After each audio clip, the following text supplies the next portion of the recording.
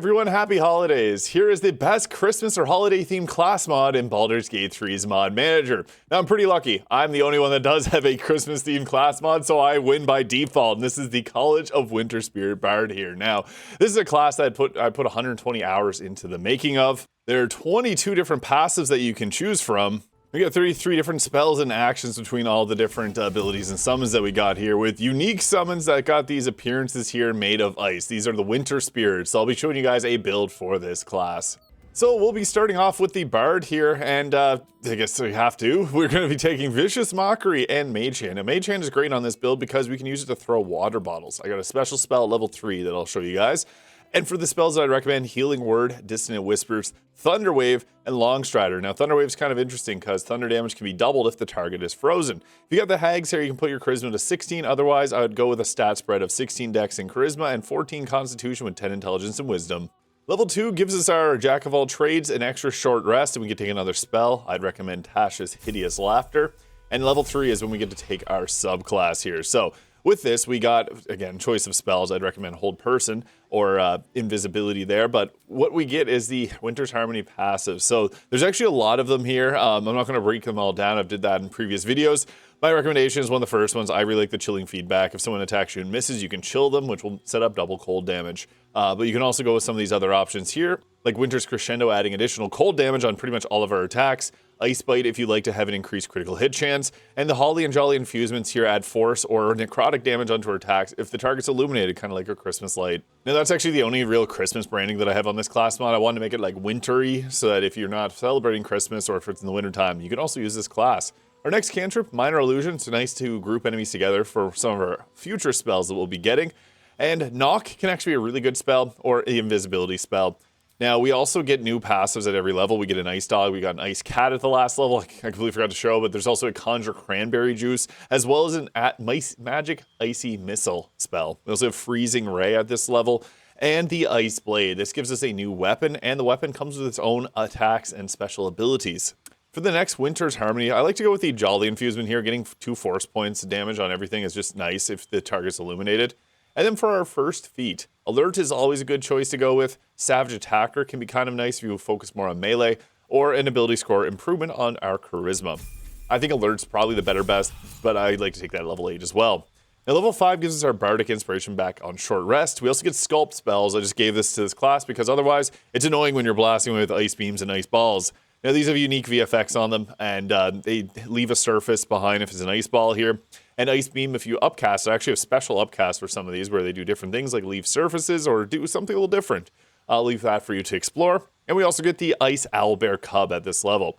We also get to take more spells. Glyph of Warding, if you take a certain harmony, you can actually have this apply damage to your weapon on top of everything, which is kind of cool. Plant Growth's cool because after the winter, plants grow. And Cloud of Daggers just guaranteed damage. I like Glyph of Warding for the sleep one if you're playing a half-elf or an elf, you don't fall asleep, so you can use that freely. Now, if you have a team that heals you a lot, Evergreen Sting can be nice to add additional poison damage. I'm going to go with the Holly Infusements to get a flat, straight out 2 points of damage onto our attacks here. Level 6 gives us our extra attack. This is when we become pretty good in melee range. And then we also get to take another passive here. At this point, I think it's good to take the Winter's Crescendo there. And then we'll go with I guess Plant Growth can be kind of fun, or Cloud of Daggers is good too, because Cloud of Daggers is guaranteed damage. Level 7 gives us our Freezing Aurora Smite here, doing additional cold damage. And it also does additional cold damage to Fiends and Undead, just cause. We also get Ice Skeletons here, and the Ice Storm spell alongside Sleet Storm. And then for the spells you can select, I'd recommend either Greater Invisibility or Confusion. And for the Winter's Harmony, we unlock some new choices here with like the Ice Veil Solace, healing you whenever you succeed a saving throw. I really like the Bite of the Ballad once per turn. Any condition applied applies 2 turns of Encrusted with Frost, which is pretty good. You can also get advantage against wet targets, which is kind of nice, but you're typically going to do spells against wet targets, so I like the trade-off there, although you can summon in blades that do cold damage. Now at level 8, I've added a bit of range attacking to this. You get the Ice Bow, Aurora's Guided Arrow, and the Summon Ice Owlbear here, so the Owlbear is what I showed off at the start of the video. We'll take Confusion, and then for our next choice, I'm going to go with the Polar Restore, giving us 15 temporary health upon getting crits or taking out enemies. And then we'll also take for the feat, the Alert feat at this point. It's just hard to go without it, so we'll take it. Level 9 gives us our Snow Arrow and Cone of Cold spells, and then we can also take something like Hold Monster here for some of the more challenging fights in Act 3. And we even unlock some more options here, like the Frosty Finale. Whenever you deal cold damage, you possibly inflict chilled. This is from the Morning Frost Staff. And there's also Rhyme Brand. Whenever we deal cold damage, we inflict 2 turns of cold. So, yeah, this is from cold damage. This is from spells with cold. So, a little bit of a distinction there depending on what you're going to be using. And then once we get to level 10 here, we get our Magical Secrets, which is a big level for the Bard. Take Friends there. We'll take Dominate Person.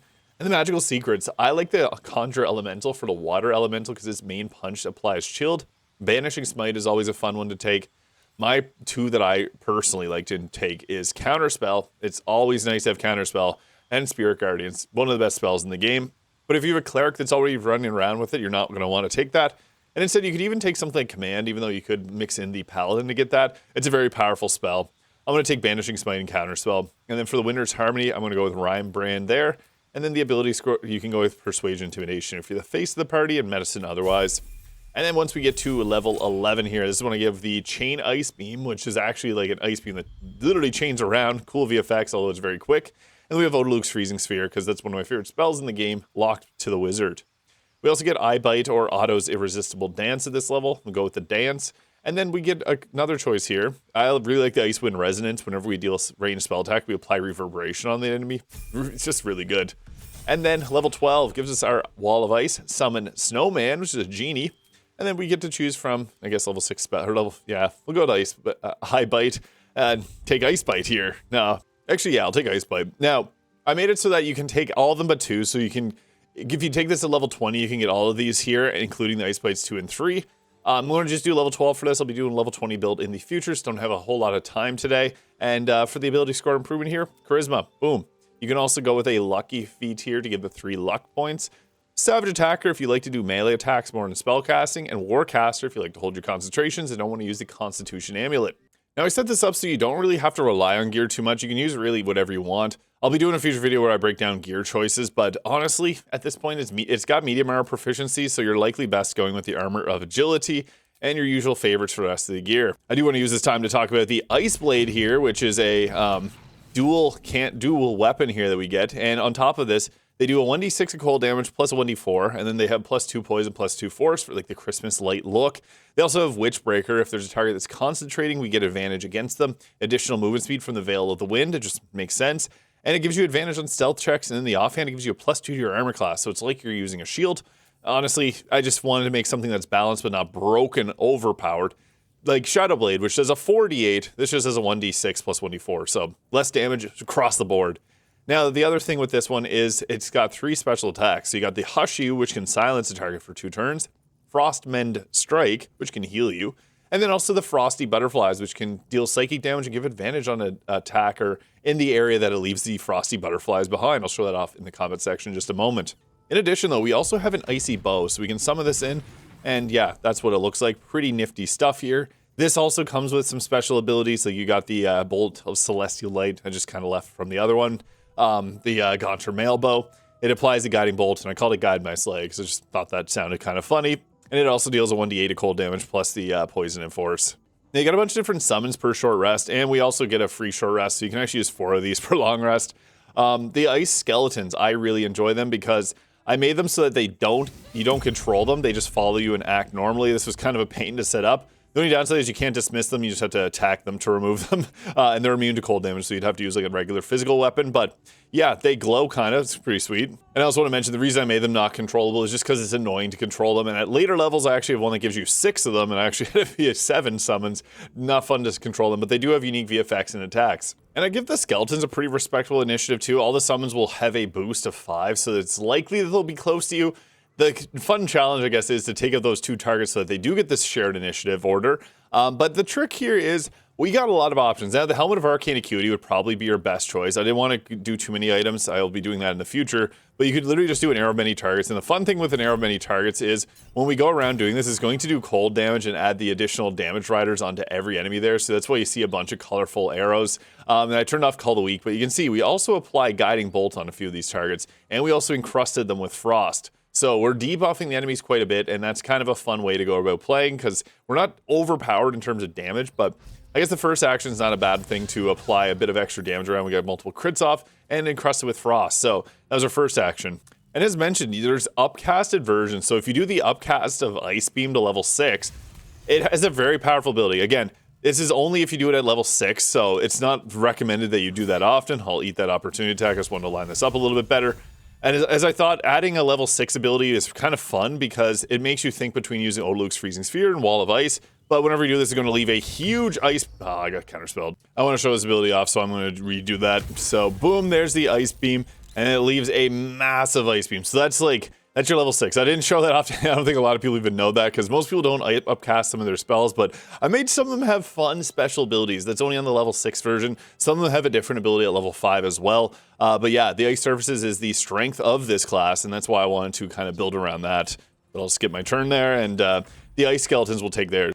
And here's the Skeletons. Again, the reason I made them uncontrollable is just so they go around doing that. Unfortunately, a big miss there. But yeah, I just love the frosty VFX that they have. I forgot to put on the aura. I do have an aura for this class that protects your teammates from the icy surfaces, but yeah, it's nice to not have to control these and have them just go around attacking for you and then, you know, soaking up hits for you as well. And the biggest strength here is obviously ice surfaces are just so good, so if you can get the people slipping and falling, it's pretty funny. I also made it so that they bleed ice too, so all the summons, when they get attacked, they will end up dropping ice on the ground, so it can give you a bit of extra surfaces from that. And it's really funny, sometimes they end up shoving each other off of the ice surfaces too, so I guess I'll also show off the Snow Arrow ability here. So this is a unique spell, and another one that's got some different abilities, so you want to use this kind of similar to Lightning Arrow. You're going to cast this at someone that's nearby other enemies, and it does that area of effect damage. Was able to knock that one prone. It's more ideal for us to get the knock prone on the enemy's turn so that they skip their turn. We also got Smites, though. That's kind of one thing I really enjoyed. The Smite is kind of powerful. I turn off Call of Week, so we're not like one-shotting absolutely everything. But I'll show you the special weapon attack, the Frosty Butterflies here. This is a fun one because it creates this here, which is going to make the enemy take damage, but also anything in this you get advantage on your attacks against that target. So that can be pretty fun too, and allows you to just be a little bit more defensive in this area. And mine were skeleton. Actually, I forgot to turn on the aura that protects them, so one of them ended up getting knocked prone, but yeah, these skeletons are really fun. I love that icy slap. Even though they're not like the best at hitting things all the time, they try their best, and that's what's important. And they just beat up my skeleton, but that left even more surfaces for them to deal with. A lot of them are getting encrusted with frost. If you get yeah, they just killed that. But if you get 7 stacks of encrusted with frost, it makes the target go frozen, which is great. Or if you end up chilling them and applying water on top of it as well. Oh, here's the lucky one. We have 5 of them in this line of effects. So boom, Ice Beam took out a couple of them there. That's great. Now we can also, again, we got like the freezing ray there we can use. We got Icy Missile. Icy Missile is good if you need to spread around a bit of surface on the ground because they all will leave a little bit of a surface. But yeah, if you need health, we also have the Frostman Strike that we can use so you can attack them if you don't miss an attack. And then you'd use that to heal yourself back. I'm gonna go with an arrow many targets to hopefully clear out a couple more of them. It's just nice because they can chain around the extra damage that you get off on them. It's kind of good. And you also have Aurora's Guided Arrow if you need a little bit of extra crowd control. Or if you're able to, if you need to hit someone that's behind a wall or something, because it kind of acts like a magic missile for your arrows. But yeah, we want to try and lure people towards our surfaces as much as possible. That's why Command is a fun spell, because you can command people to walk towards you. And I didn't even talk about our bonus action ability, the Snowball here. So Snowball and Winter's Wit are bonus action abilities. You can either, it's basically like Vicious Mockery or a Ray of Frost with a little bit less damage. You can use these to kite enemies or to give them a lesser chance of hitting you. Those are 2 of the options for Bardic Inspiration. The third is the Aurora's Guided Arrow. So you see here, if you want to hit this target, normally we can't, but we can have that curve shot to do some trick shots with. Now, also we got the Ice Beam here. I guess or Ice Ball, show off another spell that I haven't shown. You can safely drop these on your summons because they're all immune to cold damage, which is perfect for this because you're going to be doing that often. And then we got the Freezing Ray here that we can blast away with. Boom, cool VFX, love that. I'll show off the last spell I wasn't able to show, the Chain Ice Beam. Now, if you go into photo mode, you can actually see the ice beams chain around from person to person, but it's so quick. But yeah, that is the best Christmas mod in Baldur's Gate 3. Yeah, worked very hard on the College of Winter Spirit Bard, so if you enjoyed what you saw in this video, please go download, leave me your thoughts in the comments, and I hope you guys all have a happy, safe holiday season, and subscribe if you haven't already. Have a great day, folks.